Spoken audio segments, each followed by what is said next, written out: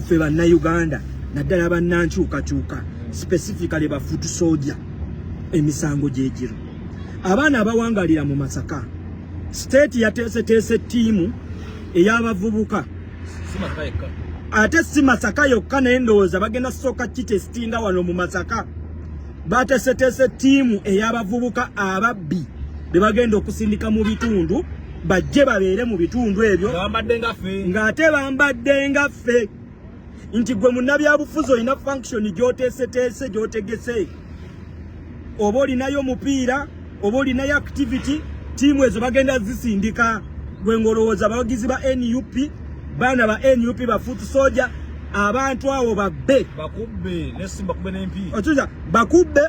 n'empi oba bazikuyisizaamu bazikuyiseemu oba n'obusente nga babututte babutwale deni bayoole abaana bonna poliisi eyoole buli kiramu ekiri awo ng'ekigendererwa kyakuteekako keesi ya aggravated robbery n'okugyayo ekifaananyi nti bano abaana abakwatibwa tebakwatibwa byabufuzi bakwatibwa mu bubbi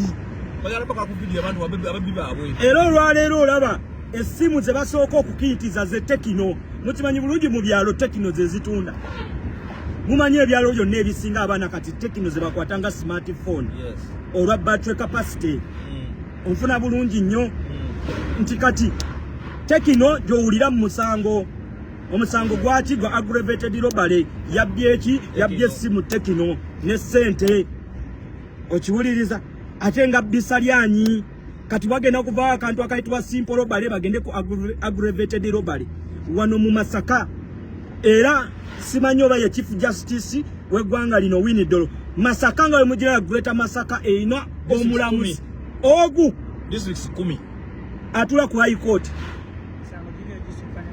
Greater Masaka bino mbibabuulira from the source Greater Masaka districts ezikola Masaka eziri wano mu Greater Masaka ziri 10 zirina omulamuzi ogu ate abamu bakamalayo n'emyaka 7 tebalinnyangako mu kooti balinnyayo omulundi gumu babasomera keesi nti babagamba hamwe mugende okiwuliriza naguno guliko tebalinnyangako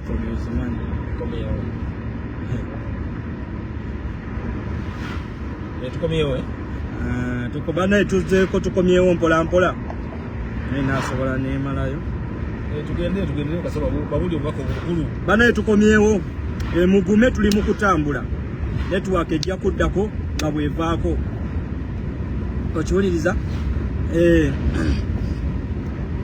network ejja kuddako nga bwevaako so bana ba maama kyetubagamba kiri bwe kiti olwaleero omusango state gwetaddemu amaanyi gwe gwa aggravated robbery lwaki ogwo omusango guba mu High Court ate omulamuzi tatera kutuulatuula lwayagadde lwagenda okujja kati case point ye ya Masaka mumanyi bulungi nnyo kyebadde etegeeza naddala ku ludda lw'opposition Mpuuga Abedi Bwanika ne katiimu kaabwe nga tebamaliridde okulagana ne state okukwata abaana ba NUP naye nga batambulira mu keesi eyo eya aggravated robbery mwalabye jjo ttiimu ey'abaana babadde 13 ababadde bagenze ku activity ye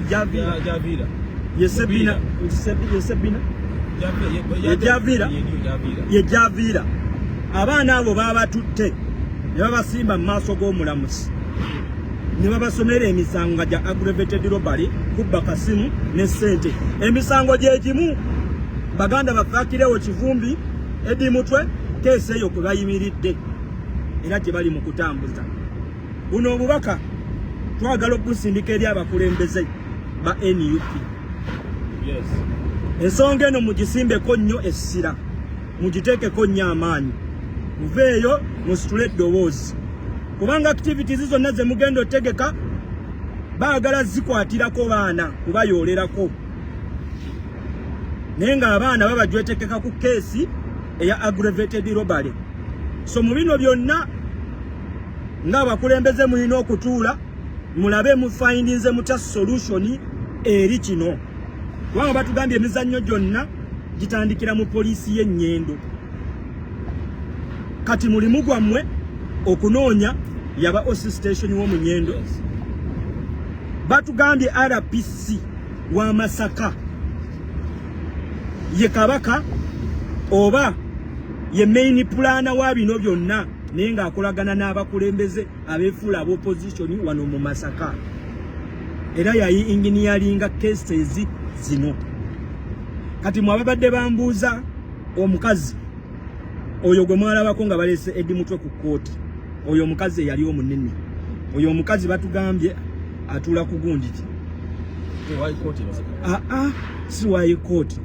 Aina police watula. Genda. Polisi.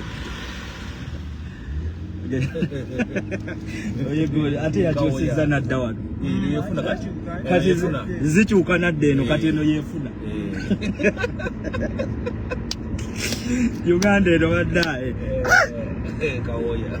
So nga tuzze ku nsonga abaana ba maama bino ebintu tubijjemu omuzannyo. Kugambye state etidde ekintu ekiyitibwa protestive vote.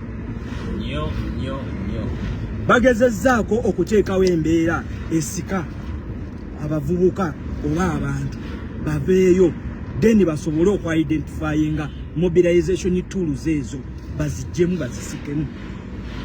Baagala tugende otuuka mu nomination oba mu elections za 2026 nga bamaze okunyeutralizinga ngera bamaze okwidentifyinga nti tools kyeze ezirimu ezisobola okukuma abantu.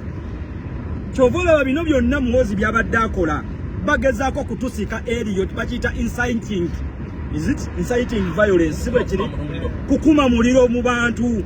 Olwaliro gwebuze lwaki state yerwana ennyo ekume omuliro mu bantu kubanga kyebeetaaga is to identify bantu kyaba bagenda tufuukira ekizibu wali mu maaso wetulaga wetutanategera kikiteekebwateekebwa.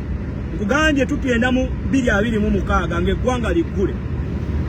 So beno olwaliro talina kyakwekwasizaamu kuggala ggwanga. Luli covid yamuyamba kati akimanyi bulungi nnyo ayebyeyebye ate tagenda kusobola kudeployinga ggwanga lyonna. So kati essaawa zino alina okunoonya strategic regions eziyinza okukolawo okusalawo okw'amaanyi as identifying anoonyemu mobilization tools ezo asobole ozineutralizinga. So kati wano kidda kuwali abaana badde bagamba nti ekiseera His Excellency Kyagulanyi ajja ayitayo abavubuka bajje ku makubo beekalakaase bateekewo embeera. Of course kino state kyeyeetaaga kyekunoonyaamu ssaawa zino. Teyagala kutuuka wali weekugamba weetegeka mu kalulu.